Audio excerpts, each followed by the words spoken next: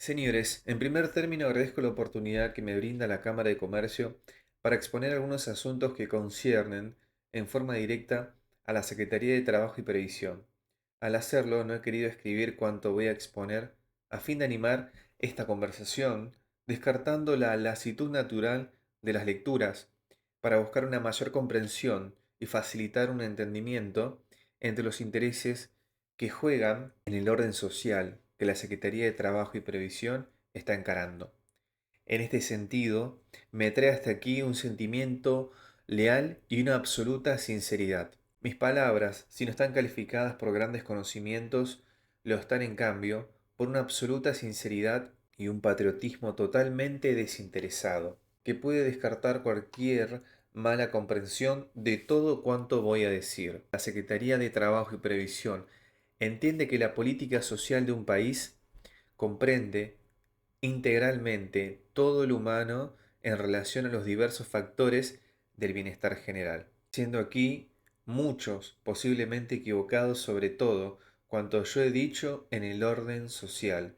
Se han permitido calificarme de distintas maneras. Yo he interpretado cada una de estas calificaciones, lo he sobrepasado y he llegado a esta conclusión. De un lado me han dicho que soy nazi y de otro lado han sostenido que soy comunista, todo lo que me da la verdadera certidumbre de que estoy colocado en el perfecto equilibrio que busco en la acción que desarrollo en la Secretaría de Trabajo y Previsión. Pienso que el problema social se resuelve de una sola manera, obrando conscientemente para buscar una perfecta regulación entre las clases trabajadoras, medias y capitalistas, procurando una armonización perfecta de fuerzas donde la riqueza no se vea perjudicada, propendiendo por todos los medios a crear un bienestar social, sin el cual la fortuna es un verdadero fenómeno de espejismo que puede romperse de un momento a otro. Una riqueza sin estabilidad social puede ser poderosa, pero será frágil. Y este es el peligro que, viéndolo, trata de evitar por todos los medios la Secretaría de Trabajo y Previsión. El Estado moderno evoluciona cada día más en su gobierno para entender que este es un problema social. Esa es la enseñanza del mundo. Vemos una evolución permanente en todas las agrupaciones humanas y que desde 50 años hasta el presente vienen acelerando de una manera absoluta e inflexible hacia una evolución social de la humanidad que antes no había sido conocida. Cerrar los ojos a esa realidad es esconder la cabeza dejando el cuerpo afuera, como hacen los avestruces de la pampa. Es necesario reaccionar contra toda miopía psicológica, penetrar los problemas, irlos a resolver de frente. Los hombres que no hayan aprendido a decir siempre la verdad y a encarar la vida de frente, suelen tener sorpresas desagradables. Nosotros, afirmado sobre tales premisas, buscamos soluciones argentinas para el panorama argentino y para el futuro argentino, que es el que más interesa al gobierno. Hasta ahora estamos en estos problemas que han sido encarados por una verdadera lucha. Yo no creo que la solución de los problemas sociales esté en seguir la lucha entre el capital y el trabajo. Ya hace más de 60 años, cuando las teorías del sindicalismo socialista comenzaron a producir sus frutos en esta lucha, opiniones extraordinariamente autorizadas como la de Mazzini y la de León XIII proclamaron nuevas doctrinas con las cuales debía desaparecer esa lucha inútil que, como toda lucha, no produce sino destrucción de valores. Sería largo y quizá inútil, por conocidas que comentásemos aquí esas doctrinas, como las del cristianismo liberal, como las del cristianismo democrático, que encierra doctrinas más o menos parecidas, pero viendo el panorama inútil, sería suficiente pensar que si seguimos en esta lucha en que la humanidad ha visto empeñado sus fuerzas productoras, hemos de llegar a una crisis que fatalmente se ha de producir, como ya se ha producido en otros países, con mayor o menor violencia. Pero no hemos de esperar que ese ejemplo tengamos que sentirlo en carne propia. Bien que esa es la experiencia suele ser maestro de todos los necios. Es mejor tomar la experiencia en la carne ajena y En este sentido, tenemos ya una larga experiencia. El abandono por el Estado de una dirección racional, de una política social, cualquiera que ella sea, es sin duda el peor argumento, porque el desgobierno y la disociación paulatina y progresiva de las fuerzas productoras de la nación, en mi concepto, esa ha sido la política seguida hasta ahora. El Estado, en gran parte, se había desentendido del problema social en lo que él tiene de trascendente, para solucionar superfluamente los conflictos y problemas parciales. Es así que el panorama de la política social seguida representa una serie de enmiendas colocadas alrededor de una ley que, por haber resuelto orgánicamente la columna vertebral de esa política social, se ha resuelto parcialmente el problema, dejando el resto totalmente sin solución. Las masas obreras que no han sido organizadas presentan un panorama peligroso, porque la masa más peligrosa, sin duda, es la inorgánica. La experiencia moderna demuestra que las masas obreras mejor organizadas son, sin duda, las que pueden ser dirigidas y mejor conducidas en todos los órdenes. La falta de una política social bien determinada ha llevado a conformar en nuestro país esa masa amorfa. Los dirigentes son sin duda un factor fundamental que aquí ha sido también totalmente descuidado. El pueblo por sí no cuenta con dirigentes, y yo llamo a la reflexión de los señores para que piensen en manos de quiénes estaban las masas obreras argentinas y cuál podría ser el porvenir de esa masa, que en un crecido porcentaje se encontraba en manos de comunistas que no tenían ni siquiera la condición de ser argentinos, sino importados, sostenidos y pagados desde el exterior. Esas masas inorgánicas, abandonadas sin una cultura general, sin una cultura política, en un medio de eran un medio de cultivo para esos agitadores profesionales extranjeros. Para hacer desaparecer de la masa ese grave peligro, no existen más que tres caminos o tres soluciones. Primero, engañar a las masas con promesas o con la esperanza de leyes que vendrán, pero que nunca llegan. Segundo, someterlas por la fuerza. Pero estas dos soluciones, señores, llevan a posponer los problemas, jamás a resolverlos. Hay una sola forma de resolver el problema de la agitación de las masas y ella es la verdadera justicia social. En la medida en que todo aquello que sea posible a la riqueza de su país y a su propia economía, ya que el bienestar de las clases dirigentes y de las clases obreras está siempre en razón directa de la economía nacional. Ir más allá es marchar hacia un cataclismo económico. Quedarse muy acá es marchar hacia un cataclismo social. Y hoy esos dos extremos, por dar mucho o por dar nada, como todos los extremos, se juntan y es para el país, en cualquiera de los dos casos, la ruina absoluta. No deseo fatigar a los señores con una exposición doctrinaria sobre todas estas cuestiones que conocen mejor que yo.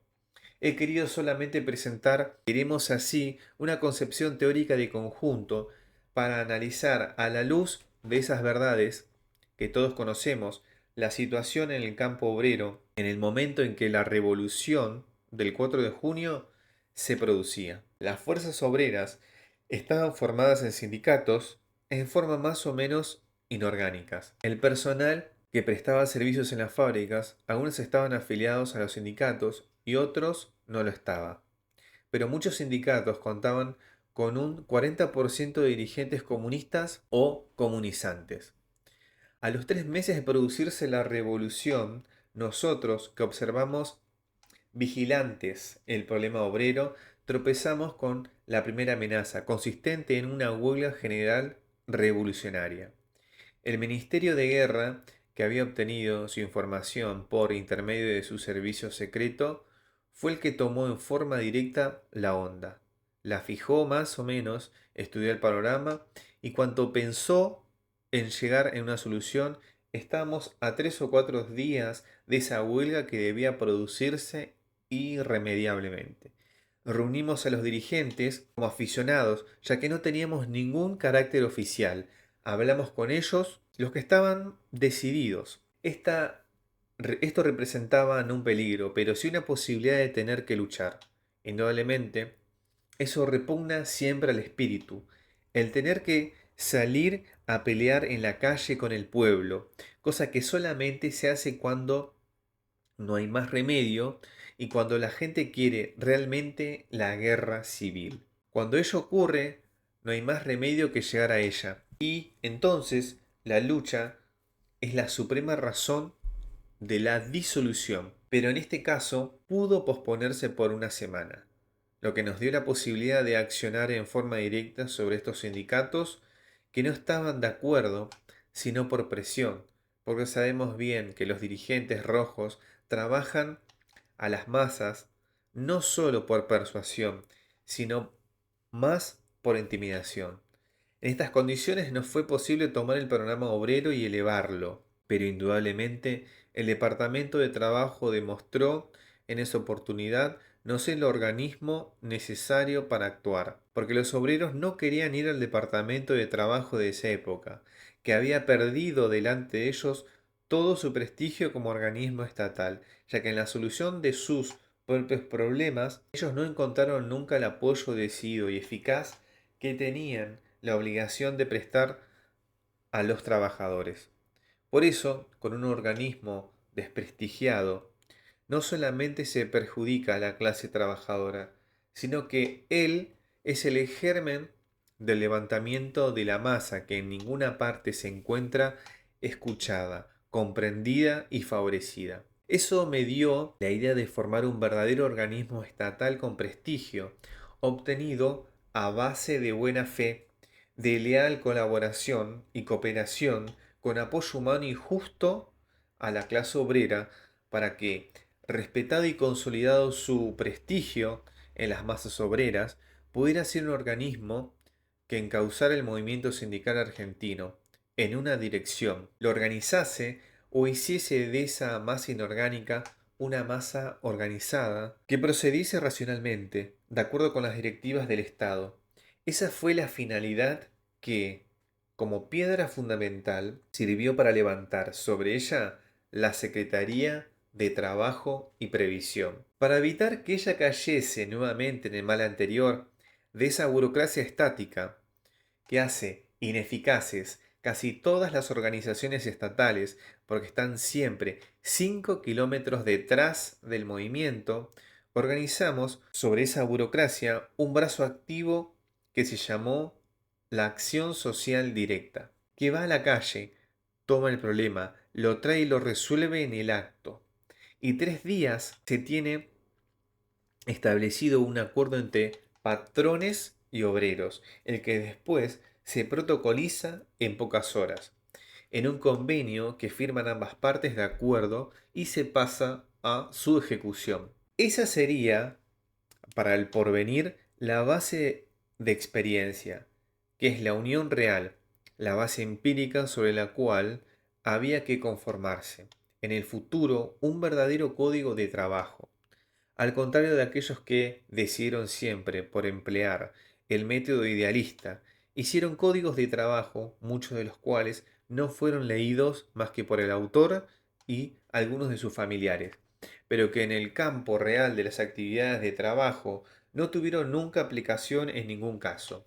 Hombres de excelente voluntad, como el doctor Joaquín B. González, de extraordinario talento, escribieron una admirable obra que no ha sido aplicada jamás porque es un método ideal. Nosotros vamos por el camino inverso.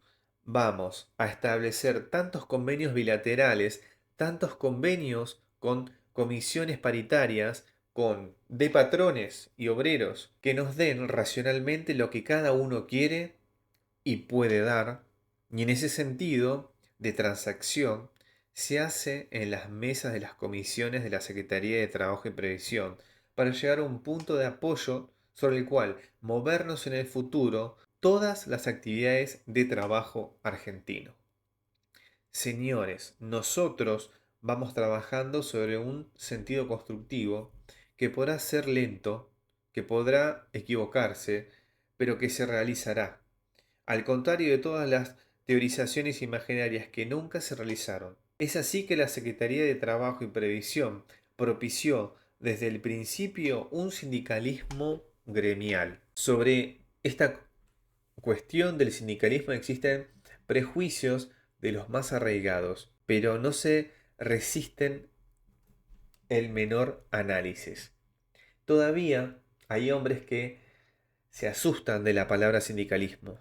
Ello me hace acordar a esos chicos que para hacerlos dormir a la noche les hablan de un hombre de la bolsa y que luego cuando tienen 30 años, si les nombran el hombre de la bolsa, se dan vuelta asustados aun cuando saben que ese hombre de la bolsa no existe. Con el sindicalismo pasa lo mismo. Hay personas que por un arraigado y viejo prejuicio se asustan de él.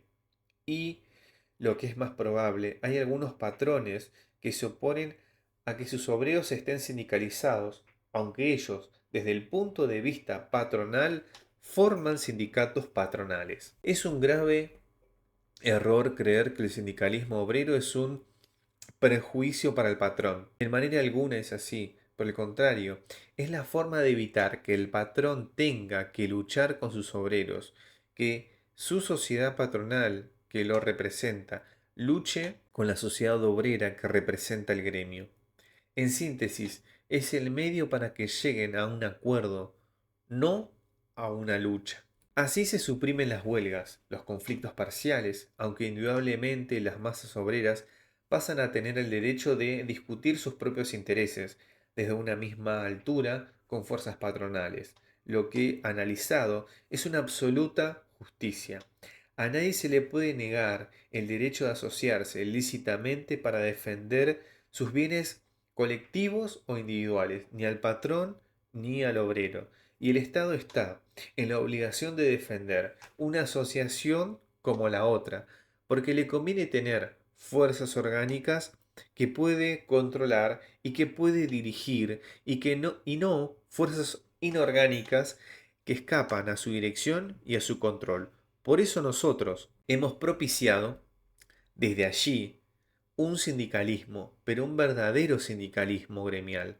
No queremos que los sindicatos estén divididos en fracciones políticas, porque lo peligroso es, casualmente, el sindicalismo político. Sindicatos que están compuestos por socialistas, comunistas y otras agrupaciones terminan por subordinarse al grupo más activo y más fuerte. Y un sindicato donde cuenta con hombres buenos y trabajadores va a caer en manos de los que no lo son. Hombres que, formando un conjunto aisladamente, no comulgarían con esas ideas anárquicas.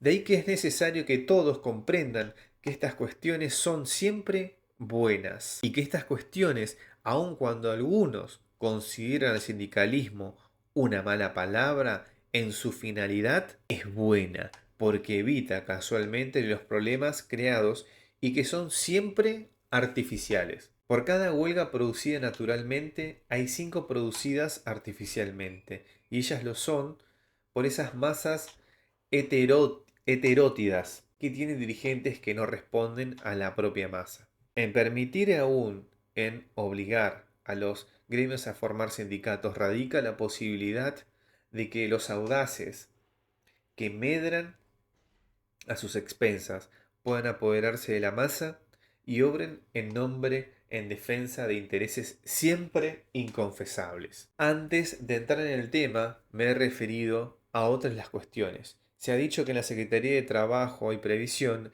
hemos perjudicado a tales o cuales fuerzas. La Secretaría de Trabajo y Previsión responde a una concepción que expuse desde el primer momento. En aquella no se produce ningún acuerdo, ningún arreglo por presión, sino por transacción entre obreros y patrones. Nosotros no hemos llegado a establecer ningún decreto, ninguna resolución que no haya sido perfectamente aceptada en nuestras mesas por obreros y patrones. Ya hemos realizado más de 100 convenios colectivos, respecto de los cuales no puede haber un solo patrón ni un solo obrero que pueda sostener con justicia que nosotros no hemos consultado y llegado a esos convenios y acuerdos por transacciones bilaterales entre ellos. arregladas por nosotros que ocupamos la cabecera, para evitar que intercambien palabras y discusiones inoportunas. Nosotros allí, haciendo de verdaderos jueces salomónicos, ayudamos la transacción. Unos dicen 10 centavos, otros solicitan 20 centavos, porque el patrón siempre quiere dar menos y el obrero siempre pide más. Muchos de los señores que están aquí habrán asistido a nuestro trabajo. En ese sentido, vamos realizando una justicia distributiva y evitando que esto, que puede ser un negocio transaccional, se transforme en una huelga con tiros y en tantas cosas desagradables. Lo que yo puedo decir es que desde la Secretaría de Trabajo y Previsión se halla en funcionamiento, no se ha producido en el país ninguna huelga duradera ni ninguna ha resistido más de 48 horas y, excepcionalmente, alguna de ellas ha durado varios días. Eso, en casi 8 meses de trabajo, hacia esa finalidad marcha la Secretaría de Trabajo y Previsión. Creo, señores, que en cuanto se refiere a su acción, la Secretaría de Trabajo y Previsión no puede presentar ningún inconveniente, ni para el capital ni para el trabajo. Procedemos a poner de acuerdo al capital y al trabajo, tutelados ambos por la acción directiva del Estado, y también cuenta con esos convenios porque es indudable que no hay que olvidar que el Estado, que representa a todos los demás habitantes, tiene también allí su parte que defender, el bien común sin perjudicar ni a otro. Cuando fuera necesario salvar el bien común a expensas del mal de algún otro, creo que ningún hombre de gobierno puede apartarse de eso que representa para mí la conveniencia y la justicia del Estado. Bien, señores, no he de decir que la Secretaría de Trabajo y Previsión se encuentra en este momento en un lecho de rosas, pero sí puedo asegurarles que mediante una captación progresiva de las masas que consideran a aquella casa como la propia, ha acarreado al bien social muchas conquistas y muchas victorias. Creo más. Estimo que el futuro será cada vez mejor por los beneficios incalculables que la organización gremial va a dar al país para su orden interno y para su progreso y para su bienestar general. Yo invitaría a los señores a que reflexionen, como ya lo he hecho anteanoche, cuando se susurraba que iban a producirse desórdenes en la calle, acerca de cuál habría sido el espectáculo de estos días si hace 8 meses no hubiéramos pensado en buscar una solución a esa desorbitación natural de las masas. Probablemente habría sido otro. La Secretaría de Trabajo y Previsión ha ido a investigar cuántos obreros había detenidos. Y puedo afirmar que sin su creación no hubiéramos tenido la enorme satisfacción de saber que entre todos esos detenidos existe solamente un obrero perteneciente al sindicato de la construcción. Ningún otro obrero ha sido detenido por los incidentes y desórdenes callejeros. No sé si seré optimista como son optimistas todos los padres con sus hijos, pero sabemos nosotros muy bien que hasta ahora la Secretaría de Trabajo y Previsión ha llenado una función de gran eficacia para la tranquilidad pública. Pueden venir días de agitación. La Argentina es un país que no está en la estratosfera, sino que está viviendo una vida de relación, de manera que las ideologías que aquí se discuten no se decidirán en la República Argentina, sino que ya se están decidiendo en los campos europeos. Y esa influencia será tan grande para el futuro que la veremos crecer progresivamente hasta producir hechos decisivos que pueden ir desde el grito de viva esto y viva lo otro, hasta la guerra civil. Está en manos de nosotros hacer que la situación termine antes de llegar a ese extremo en el cual todos los argentinos tendrán algo que perder. Pérdida que será directamente proporcional con lo que cada uno posea. El que tenga mucho lo perderá todo y el que no tenga nada no perderá. Y como los que no tienen nada son muchos más que los que tienen mucho, El problema presenta, en este momento, un punto de crisis tan grave como pocos pueden concebir. El mundo está viviendo un drama cuyo primer acto, 1914, 1918, lo hemos vivido casi todos nosotros. Hemos vivido también el segundo acto, a cuya terminación asistimos, pero nadie puede decir si, después de este acto, continúa el epílogo o si vendrá un tercer acto que prolongará, quién sabe aún, por cuánto tiempo, este drama de la humanidad. Lo que la República Argentina necesita es entrar bien colocada en ese epílogo, que puede producirse ya, o que, si no se produce, y se entrara en un tercer acto, exigirá estar aún mejor preparada. Vivimos épocas de decisiones y quien no esté decidido a afrontarlas sucumbirá irremisiblemente. ¿Cuál es el problema que la República Argentina debe preocuparle sobre todos los demás? Un cataclismo social en la República Argentina haría inútil cualquier posesión de bien, porque sabemos, y la experiencia de España es bien concluyente y gráfica a este respecto, que con ese cataclismo social los valores se pierden totalmente y en el mejor de los casos lo que cambia pasa a otras manos que las que eran inicialmente poseedoras. Vale decir que los hombres después de un hecho de esa naturaleza han de pensar que todo se ha perdido. Si así sucede, ojalá se pierda todo, menos el honor. Es indudable que, siendo la tranquilidad social la base sobre la cual ha de dilucidarse cualquier problema, un objetivo inmediato del gobierno ha de ser asegurar la tranquilidad social del país, evitando por todos los medios un posible cataclismo de esa naturaleza, ya que si él se produjera, de nada valdrán las riquezas acumuladas, los bienes poseídos, los campos ni los ganados. Sobre estos señores es inútil, totalmente inútil teorizar. Hay que ir a soluciones realistas. Primero, solucionar este problema.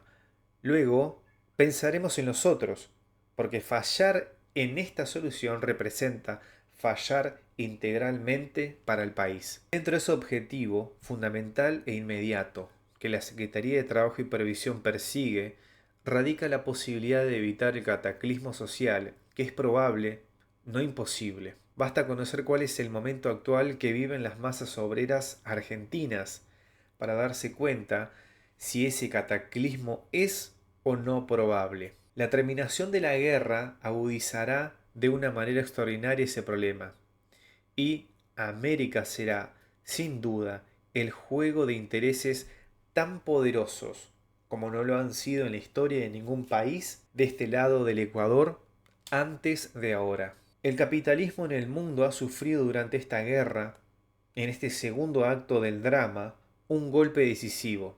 El resultado de la guerra de 1914-1918 fue la desaparición de un gran país europeo capitalista como Rusia, pero engendró nuevas doctrinas más o menos parecidas a las doctrinas rusas en otros países que fueron hacia la supresión del capitalismo. En esta guerra el país capitalista por excelencia quedará como un país deudor en el mundo, probablemente mientras que toda la Europa entrará dentro del anticapitalismo panruso. Esto es lo que ya se puede ir viendo y diría que no es nuevo ni es tampoco de los comunistas, sino que es muy anterior a ellos. En América quedarán países capitalistas, pero en lo que concierne a la República Argentina, sería necesario echar una mirada de circunvalación para darse cuenta de que su periferia presenta las mismas condiciones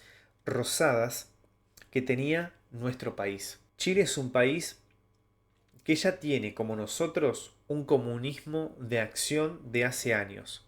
En Bolivia, a los indios de las minas parece les ha prendido el comunismo como a la viruela, según dicen los bolivianos. Paraguay no es una garantía en sentido contrario al nuestro. Uruguay, con el camarada Orlov, que está en este momento trabajando activamente. Brasil, con su enorme riqueza. me temo que al terminar la guerra pueda caer en lo mismo. Y entonces pienso cuál será la situación de la República Argentina al terminar la guerra, cuando dentro de nuestro territorio se produzca una paralización y probablemente una desocupación extraordinaria. Mientras desde el exterior se filtren dinero, hombres e ideologías que van a actuar dentro de nuestra organización estatal y dentro de nuestra organización del trabajo. Creo que se necesita ser muy perspicaz para darse cuenta de cuáles pueden ser las proyecciones y de cuáles pueden ser las situaciones que tengamos todavía que enfrentar en un futuro muy próximo. Por lo pronto, presentaré un solo ejemplo para que nos demos cuenta, en forma más o menos gráfica, cuál es la situación de la República Argentina en este sentido. Yo he estado en España poco después de la Guerra Civil y conozco mi país después de haber hecho muchos viajes por su territorio. Los obreros españoles, inmediatamente antes de la Guerra Civil, ganaban salarios superiores en su término medio general a los que se perciben actualmente en la República Argentina. No hay que olvidarse de que en nuestro territorio hay hombres que ganaban 20 centavos diarios. No pocos ganaban 12 pesos por mes. Y no pocos también que no pasaban de 30 pesos por mes. Mientras los industriales y productores españoles ganaban el 30 o 40%. Nosotros tenemos en este momento, Dios sea loado, ello ocurra por muchos años, industriales que pueden ganar hasta 1000%. En España se dio la guerra civil. ¿Qué no se daría aquí si nuestras masas de criollos no fuesen todo lo buenas, obedientes y sufridas que son? He presentado el problema de España antes de referirme al problema argentino. La posguerra traerá indefectiblemente una agitación de las masas por causas naturales. La lógica, paralización, desocupación, etcétera, que combinadas producen empobrecimiento paulatino. Esas serán las causas naturales de una agitación de las masas, pero aparte de estas causas naturales existirán también numerosas causas artificiales, como ser la penetración ideológica, que nosotros hemos tratado en gran parte de atenuar. Dinero abundante para agitar, que sabemos circula ya desde hace tiempo en el país y sobre cuyas pistas estamos perfectamente bien orientados. Un resurgimiento del comunismo adormecido que pulula, como todas las enfermedades endémicas dentro de las masas, y que volverá indudablemente a resurgir con la posguerra, cuando los factores naturales se hagan presentes. La Secretaría de Trabajo y Previsión ya funciona, el Consejo de Posguerra, que está preparando un plan para evitar, suprimir o atenuar los efectos factores naturales de la agitación y que actúa también como medida de gobierno para suprimir y atenuar los factores artificiales. Pero todo ello no sería suficientemente eficaz si nosotros no fuéramos directamente hacia la supresión de las causas que producen agitación como efecto. Es indudable que en el campo de las ideologías extremas existe un plan que está dentro de las mismas masas trabajadoras, que así como nosotros luchamos por proscribir de ellas ideologías extremas, ellas luchan por mantenerse dentro del organismo del trabajo argentino. Hay algunos sindicatos indecisos que esperan para acometer su acción al medio, que llega a formarse. Hay también células adormecidas dentro del organismo que se mantienen para resurgir en el momento en que sea necesario producir la agitación de las masas. Existen agentes de provocación que actúan dentro de las masas provocando todo lo que sea desorden. Y, además de eso, cooperando activamente, existen agentes de provocación política que suman sus efectos a los de los agentes de la provocación roja, constituyendo todos ellos coadyuvantes a las verdaderas causas de la agitación natural de las masas. Esos son los verdaderos enemigos a quienes habrá que hacer frente en la posguerra, con sistemas que deberán ser tan eficaces y efectivos y radicales como las circunstancias lo impongan. Si la lucha es tranquila, los medios serán tranquilos. Si la lucha es violenta, los medios de supresión serán también violentos. El Estado no tiene nada que temer cuando tiene en sus manos los instrumentos necesarios para terminar con esta clase de agitación artificial. Pero, señores, es necesario persuadirse de que desde ya vamos a ir encarando la solución de este problema de una manera segura. Para ello es necesario un seguro y un reaseguro. Si no, estaremos siempre expuestos a fracasar. Este remedio es suprimir las causas de la agitación, la injusticia social. Es necesario dar a los obreros lo que estos merecen por su trabajo y lo que necesitan para vivir dignamente, a lo que ningún hombre de buenos sentimientos puede oponerse, pasando a ser este más un problema humano y cristiano que legal. Es necesario saber dar un 30% a tiempo que perder todo a posteriori. Este es el dilema que plantea esta clase de problemas. Suprimidas las causas, se suprimirán en gran parte los efectos, pero las masas pueden aún exigir más allá de lo que en justicia le corresponde, porque la avaricia humana en los grandes y en los chicos no tiene medida ni límite. Para evitar que las masas que han recibido la justicia social necesaria y lógica no vayan en sus pretensiones más allá, el primer remedio es la organización de esas masas para que formando organismos responsables, organismos lógicos y racionales, bien dirigidos, que no vayan tras la injusticia, porque el sentido común de las masas orgánicas termina por imponerse a las pretensiones exageradas de algunos de sus hombres. Ese será el seguro, la organización de las masas.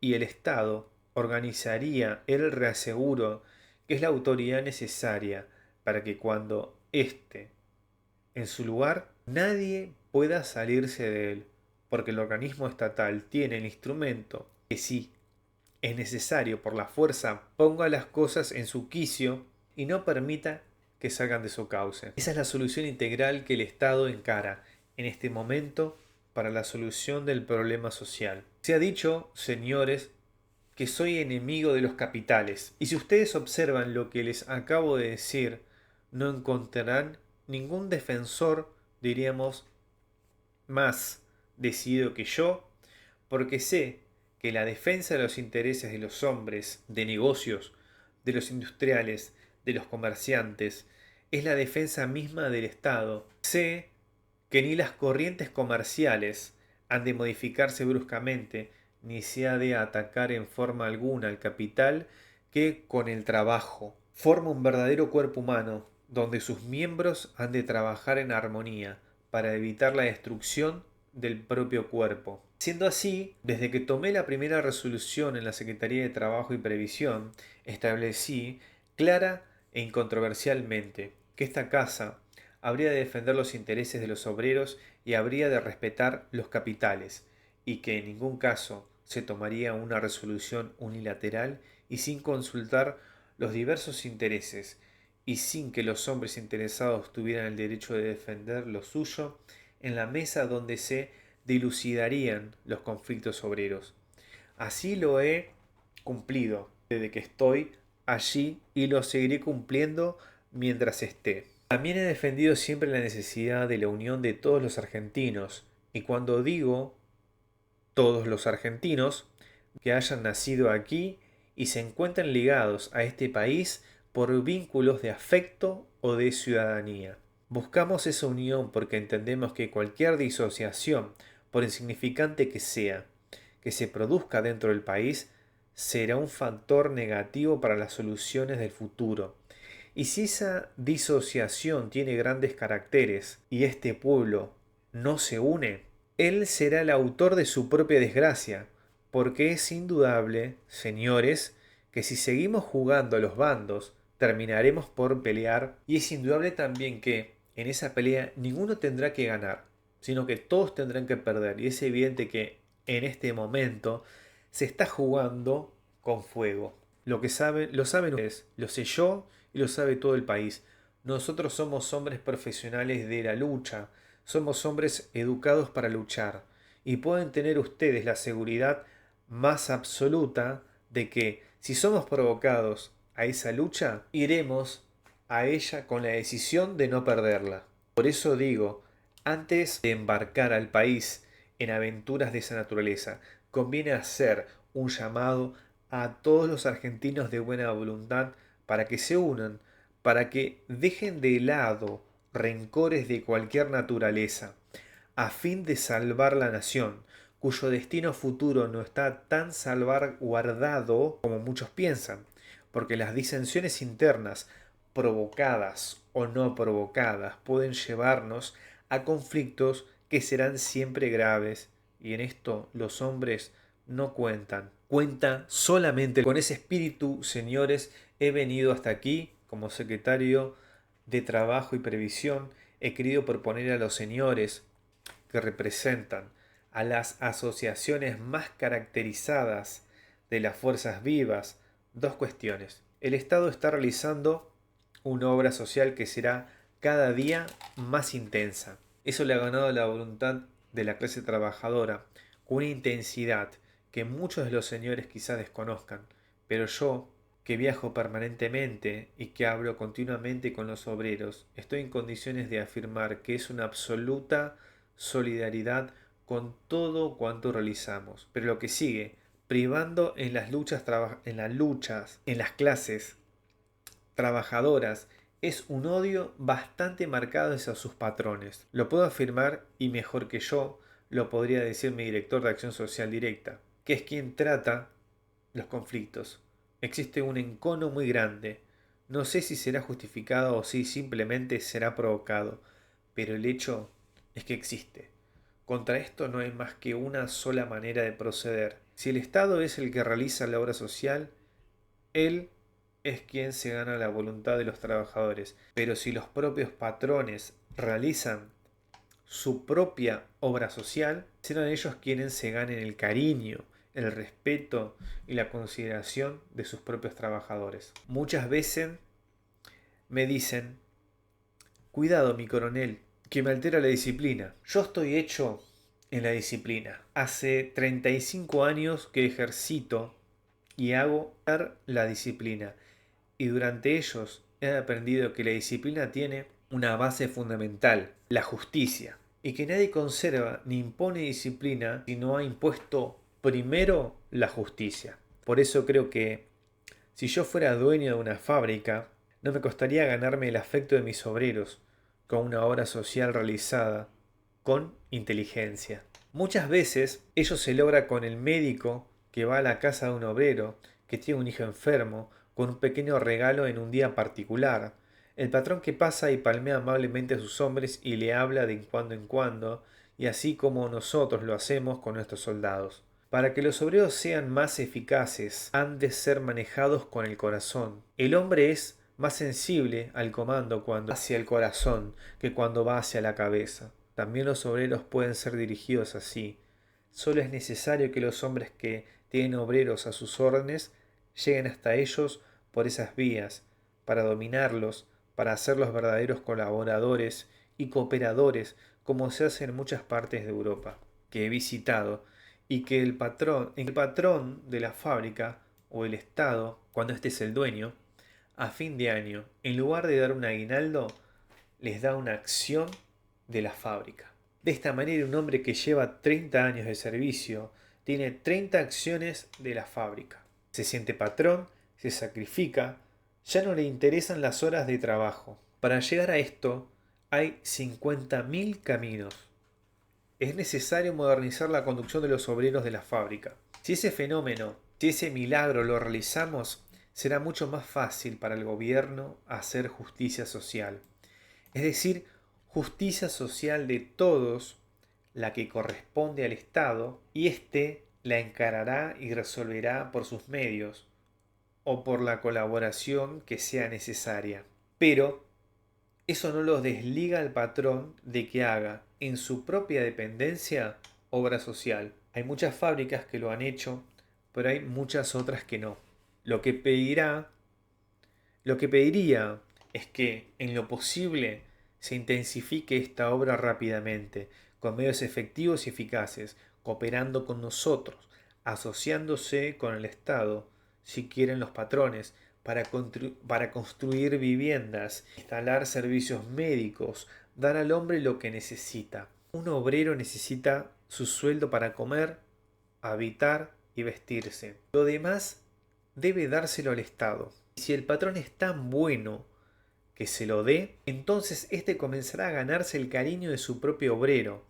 Pero si él no le da sino su salario, el obrero no le va a dar tampoco nada más que las 8 horas de trabajo. Creo que ha llegado, no en la Argentina, sino en el mundo, el momento de cambiar los sistemas y tomar otros más humanos, que aseguren la tranquilidad futura de las fábricas, de los talleres, de las oficinas y del Estado. Esto es lo primero que yo deseo pedir.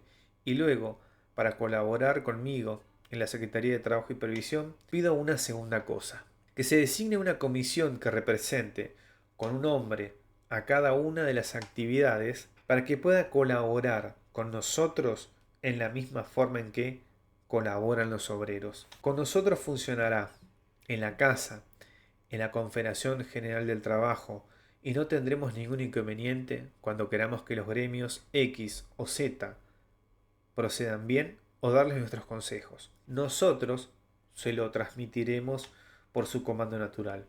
Le diremos que la Confederación General, diremos a la Confederación General, hay que hacer tal cosa por tal gremio, y ellos se encargarán de hacerlo. Les garantizo que son disciplinados y que tienen buena voluntad para hacer las cosas. Si nosotros contáramos con la representación patronal en la Secretaría de Trabajo y Previsión para que cuando haya conflictos de cualquier orden la llamáramos, nuestra tarea estaría aliviada. No queremos, en casos de conflicto de una fábrica, molestar a toda la sociedad industrial para interesarla, en este caso. Teniendo un órgano en la casa, lo consideraríamos y aquel defendería los intereses patronales, así como la Confederación defiende los intereses obreros. Son las dos únicas cosas que les pido. Con ese organismo, que si ustedes tienen voluntad de designar para que tome contacto con la Secretaría de Trabajo y Previsión, nosotros estructuraremos un plan de conjunto sobre lo que va a hacer el Estado y lo que van a hacer cada uno de los miembros del capital que poseen, a sus órdenes, servidores y trabajadores. Entonces, veremos cómo el conjunto podemos presentar al Estado una solución que, beneficiándolos, beneficie a todos los demás. Entonces, yo dejo a vuestra consideración estas dos propuestas. Primero, una obra social de colaboración en cada taller, en cada fábrica o en cada oficina, más humana que ninguna otra cosa. Segundo, el nombramiento de una comisión compuesta por los señores, para que pueda trabajar con nosotros, para ver si en conjunto, entendiéndonos bien, colaborando sincera y lealmente, llegamos a realizar una obra que en el futuro tenga algo que agradecernos.